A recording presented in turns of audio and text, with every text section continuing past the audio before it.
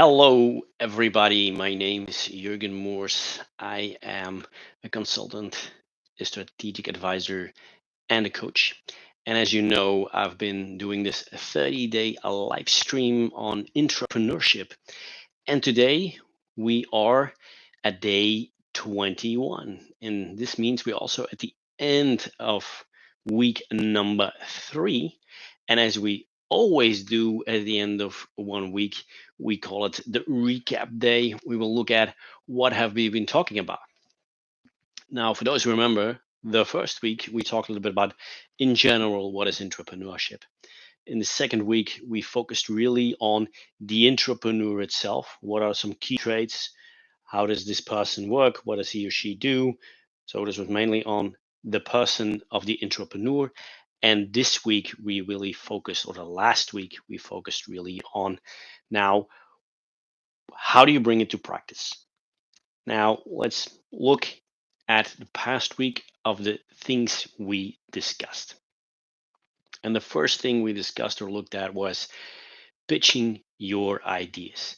Like the entrepreneurs have to pitch their ideas to investors to raise money, you, of course, also have to pitch your ideas. If you have your own budget responsibility, that is great. Then it's not for money, but then you at least have to do it for understanding, for other people to understand what the innovation is going to be about, how it will transform, whether they will go along in the change or not. So, pitching is something that you will have to learn and have to do anyhow in a very certain aspect. So that's why we talked about pitching, but there we went out from the aspect for saying no, pitching is also to make sure that you raise your internal funds, that you bring together the resources that you need.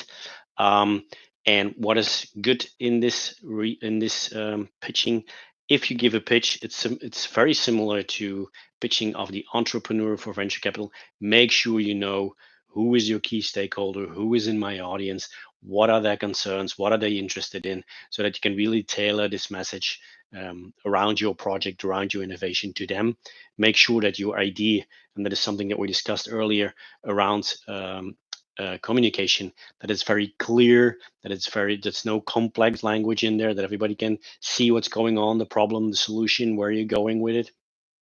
And if you can in your pitch, try to use as much supporting evidence as you can, whether it's case studies, whether it's other companies that have already done it, because social proof works always really, really well. And before you actually are going to give your speech, make sure that you have a certain structure, that you come in with a hook, and a hook can be anything. It can be an image, can be a video, it can be some statistic, but something that grabs the attention before you actually dive into, okay, look, that is the problem, this is how I want to solve it with the innovation that I'm bringing, or with the project that I'm going to bring, and then of course what are the benefits and the impact, and how is it going to be, the whole range, how is it, what's the timeline going to be installed and stuff like that. And at the end, depending on the research that you've done, and depending on what you really want to realize, also say from, I want your support, I want your feedback. It depends on, am I talking to management, am I talking to internal, external stakeholders, to my colleagues, to my employees. It can be basically in anything where you need to talk about. During your pitch, make sure you stand there with a lot of conviction of your own idea. Make sure your message is concise, it's clear. Make sure you also engage and don't look at your piece of paper and talk with a very silent voice. No, make sure you actually stand there, you have your body language, you're convinced, you articulate, you go up and down with your voice tone, and putting the most important things in a certain way. We also be open to questions, because that means that's part of it. You need to be adaptable. So questions will come, challenges will come. And that's my last part of this pitching. Be also ready to accept challenges. If there are specific questions you cannot answer, as we discussed, then say from, okay, I will answer to you tomorrow or in a couple of days from now. But make sure that you can tackle questions and prepare for questions, because some of the questions you already know. I gave you that example at that point in time about me working for a very long time in the chemical industry, where explosion proof equipment had to be used in certain areas. So when I came up with a project around tablets, I brought to the meeting already from, look, there are 8x certified tablets available. So that is one thing that you can do to make it stronger. The second day, we talked about the business case because you will always be asked and questions about the business case. And the business case is basically your business plan for your internal project. We discussed this already. And what's in there, it's not just the financial aspects, but it's also with potential benefits, cost, and ROI. But it's also very important to bring in there your timelines, your risk, how it's going on, how your resources are going to scale, what your resources are going to do, not just the financial resources, but also people, maybe certain technologies they have to bring on board, certain knowledge or know-how that you have to bring on board. So this is definitely part of your business case. Also there we looked at from, okay, what are key elements and how do you structure it? Making sure that you have a small, short executive summary as an overview. You clearly state the problem. You clearly state your solution. You've done your work in the market analysis. This is mainly important when you look at products, but if you look at, for instance, a process innovation or a business model innovation, it not necessarily needs to be a market analysis, it can be a competitor analysis. So in the aspect of analysis, it can be anything that is relevant to your topic. It can also be an industry trend or industry analysis in its general. So look at the word market analysis in a little broader picture. Definitely look at the financial impact. And like I said, financial impact is more than just costs and benefits.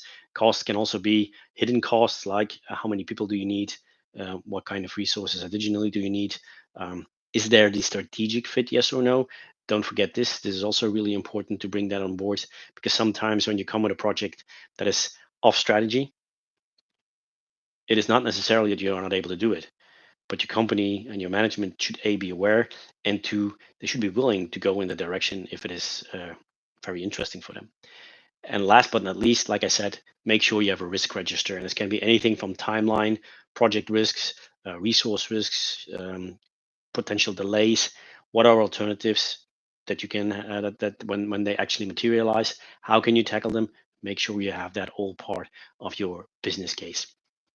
And what are strategies for building it? Definitely make sure that you engage again with your stakeholders as early as is possible. That they are already part of your journey. It makes the defending your business case easier, because they will tell you already in advance. Yeah, but did you check this? Did you check that? You have already, when you engage fast with your stakeholders, a lot of the questions that you will get typically, you already tackled them. Like I said, use as much data and evidence as you can, but try not to always use rational data, because humans, per definition, are emotional beings. So also look at how can I tackle the emotional aspects or the emotional data that I can bring along, and that's why the social proof is so important. As I said before, the alignment with the strategic goals, the trends, and also the personal fit. And do you fit for the project? There are other people that need to be part of that as well. And then again, like with the previous day that we discussed, when you defend your business case, make sure it is tailored to your audience. You speak clear and concise message. You are present in the room. You are there with confidence, and you tackle all of the different topics that are there. And then the day after that, we looked at, okay, business case check. We can now start going to implement our ideas, how we're going to tackle the implementation, because the business case stays a dream as long as there is no action or implementation added to that. When you look at implementation, to all parties involved, make sure you define very clear what the goals are, how you can make certain elements specific and measurable. For longer term projects or for technologies that are sometimes where you say from, okay, we start from the drawing board and we actually will go to a first pilot and a demonstrator and then something industrial. There you have to make sure that your key metrics are also relevant to the different stages and still show progress, but it's not always to show, for instance, an ROI in the very first phase. So you have to look at that as well. Make sure you have an action plan, again, linked with certain risks, and look at different aspects, whether it's timelines, whether it's the financials, so whether it's your resource allocation. It's very important, because if something goes wrong, you can look at from, okay, we're losing the timeline. What does that mean for my resource allocation? Does that go longer? Do I have to dedicate these people at a later time? This also needs to be very clear. Again, same thing, engage with your stakeholders, because throughout the whole project, they will be part of the action, especially when you start in the implementation of projects. It's typically those that will actually be the subject of the change. There you need to spend more effort. Before with the business case, you were more looking towards the levels that are above you to make sure that your business case is defended. And now you're going to implement, meaning you're actually going to look at, okay, who is now affected by this change, by this innovation. So make sure that you engage in those stakeholders as well, and then allocate the necessary resources. I can't say this enough. It's not only financial, it's not only human, it's also time and all kinds of other stuff that you can look at when you talk about allocation. And then when you're actually going in the implementation mode, expect challenges, expect problems. And this can be different things. You build your whole risk register, and don't make a risk register with 100 topics in there, because then you get depressed. But make a risk register with, let's say, 10 to 20 topics that are really, really important. And then try to look at them. Okay, what's the chances that they can materialize? And then I said, make sure you have fallback positions or ways to tackle them. So when they actually materialize, then you know, okay, I can react. There's also always the possibility that a certain risk that you did not see and that is not part of your risk register materializes. So also be adaptable enough to be able to do that. And the second big thing in the challenge is just when you start bringing innovation to people and you start bringing change to people, there's always the potential that certain people will start to resist. But then it is really important to look at, discussing with them, trying to understand why resistance is coming. Also look at the culture in itself. This is something you can already do in advance. When you know there's a very conservative and resistant culture to any change, and your change is going to be big, it should be part of your risk register, because you can expect that people will resist, for instance, deliberately, if undeliberately. This is something that you can bring after that as well. Now, then the day after, I talked about one personal project, a large project. It was what I called it, the pièce de la résistance, because it was such a big project that I did as an entrepreneur for the company that I was working for. It was a digitization over a period of 10 years, where we actually would move from the least digitized unit to the most digitized unit. And it would mean a huge change for the organization, a huge change for the people, a completely different way of working, bringing on a lot of different and new digital technologies. Some of them still in their infancy, some of them were a lot more mature, but it meant a whole big change in how you tackle that. I spoke about how I worked on all the different stakeholders, how I drew a bigger plan, how my action plan was divided in the short terms, between 0 and 2 years, 2 and 5 years, and 5 and 10 years, how you look at your quick wins, how you're going to bring digital in the first 2 years when there is not so much already happening on the fields, because the major changes would come after 3 to 4 years. Culture hacking. It's digital culture hacking in that episode. So think about that, how you can bring change, how you can change culture. So that was this whole day focused on that topic. And then we had the day there after that, we talked about, again, what challenges do you have to overcome? Because you will face challenges. And there we talked about the organizational resistance, something I already talked about, but I made the difference between intended and unintended. Because when people resist because they didn't understand very well, the resistance is often unintended. But sometimes other things are at play that have nothing to do with you and nothing to do with your project, for instance, or with your innovation. It is more political power work. It is something from people who have ego problems, and then often the resistance is intended, because it has to do with that ego that they intend to resist instead of the unintended. The unintended is something you can tackle. The intended, you really have to look at the roots.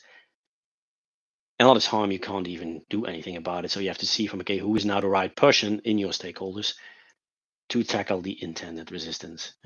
Look at resource limitations, look at maintaining your workflow, because especially for the project that I was giving as an example, over 5 to 10 years, to have your flow going, to make sure that everybody stays on board, that is definitely a challenge that you would have as well when you're looking at a larger project as an entrepreneur. Gaining internal support. So it's also something that I mentioned, and I mentioned that specifically because it is always surprising that you spend more time in gaining internal support than external support.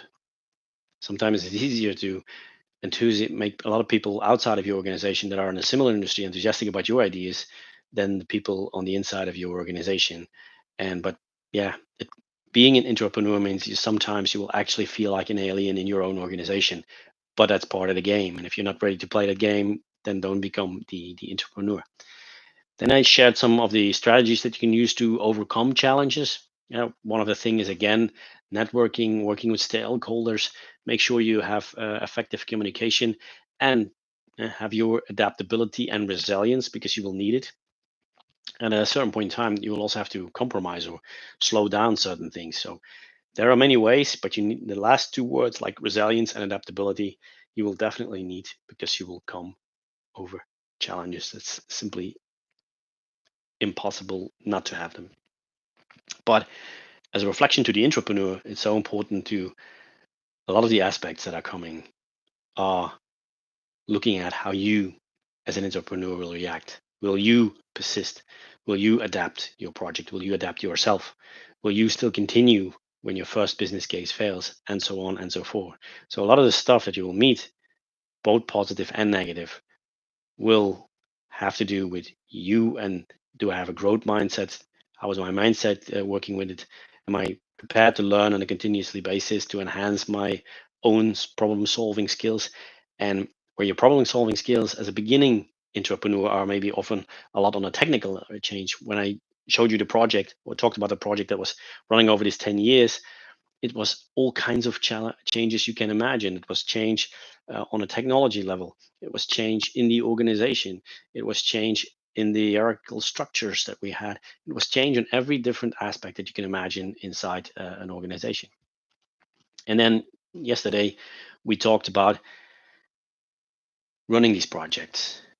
And on the side, you still have your job. Or is it the other way around? You have your job, and on the side, you're still an entrepreneur. Um, and there we focus especially that focusing on your job, it is important to look at how can I optimize my job.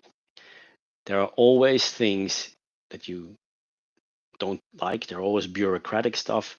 There are always reports maybe that you need to write. How can I automate? And especially these days, in the early days, it was not so much, but especially in the last couple of years, artificial intelligence has come so much on board that it makes your life so much easier. So look at the opportunities that you can use to make your job not easier, but to create more time, because this time you can dedicate to your innovations, to your entrepreneurial time. And as and a lot of time is also expected to be an entrepreneur in your existing role. You can maybe enhance it and even grow it bigger if you manage to spend the right amount of time to it. And also there is, don't live your calendar, because your calendar is not a reflection of what you can realize. Look at from, is my calendar the biggest value? Is the biggest value in my calendar present? Does it reflect the biggest value, or am I focusing on too many details? The 80-20 rule is perfectly there, where 20% of the tasks often drive 80% of the impact or the importance. So take that also when you look at it and you're searching for additional time. No, that's only you. You are the entrepreneur, but make sure you can also delegate, that you can search internal partners, external partners. They can take part of the job. Look for internal champions where you can say from, okay, I know when I give them this sub project, or maybe a bigger part of the project, they will run with it and they will actually do a good job. Let the ego go. Yeah? You don't always have to score yourself. Maybe sometimes the best people are those people who let other people score. Also in innovation and in entrepreneurship, this is really, really important. The one thing you should absolutely avoid is always adding on more and more work time, because you also have a family and you also have a health to look at. So make sure that you balance your career and your personal life, your work life balance. Make sure that at all the times you keep a balance in what you're doing, because it's not worth to always keep on adding time, because the time itself is not will not make you cross the line. Other things, like I said before, uh, can I bring others on board? Can other people score? Because you will need it in any role that you will grow. And if you want to have more and more impact as an entrepreneur over time, you will have to learn to bring other people on board. And at the same time, keep your own balance in life, keep your own sanity, because you need it to reflect, to think how you can structure project, how you can bring new project, how you can bring new innovations. And this summarizes to a big extent the third week where we're talking about. And from tomorrow on, we will dive into the last week and the last 10 days of this 30-day live stream on entrepreneurship. And we will talk a little bit more on several days on a little bit more advanced topics around entrepreneurship, and also very specific topics around entrepreneurship. So I hope to see you and greet all of you tomorrow for the last week and the last 10 days of this very interesting 30-day live stream on entrepreneurship. See you then. See you tomorrow. Bye bye.